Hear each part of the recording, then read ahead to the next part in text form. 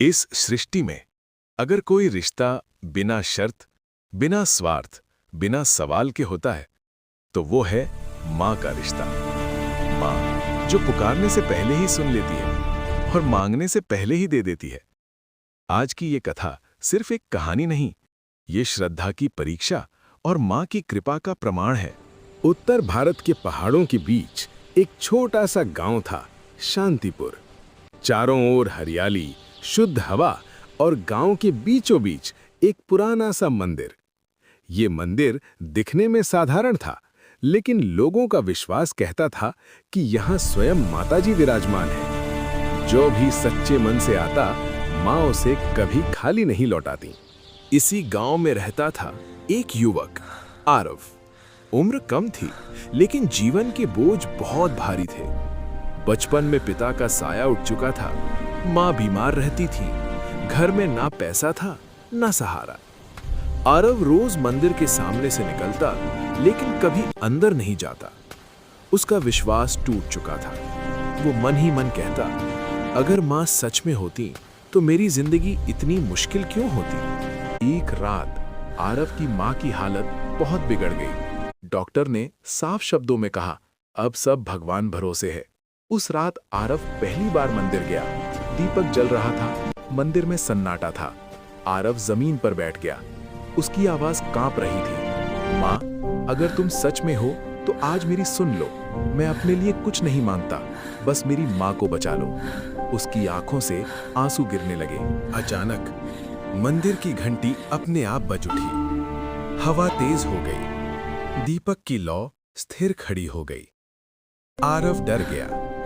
उसी पल उसने अपने सिर पर एक अदृश्य हाथ का स्पर्श महसूस किया और एक आवाज जो कानों से नहीं सीधे दिल में उतरी, डर मत पुत्र, तेरी माँ सुरक्षित रहेगी। अगली सुबह आरव की माँ की हालत सुधर चुकी थी। डॉक्टर हैरान थे, ये मेडिकल साइंस से बाहर है। लेकिन माँ की कृपा हमेशा आसान रास्ता नहीं दिखाती, वो पहले परीक्षा लेती है। कुछ समय बाद आरव को शहर में नौकरी का प्रस्ताव मिला, लेकिन शर्त थी मंदिर की जमीन बेचनी होगी, वही जमीन जो गांव की आस्था थी। आरव दुविधा में था। उस रात वो फिर मंदिर गया।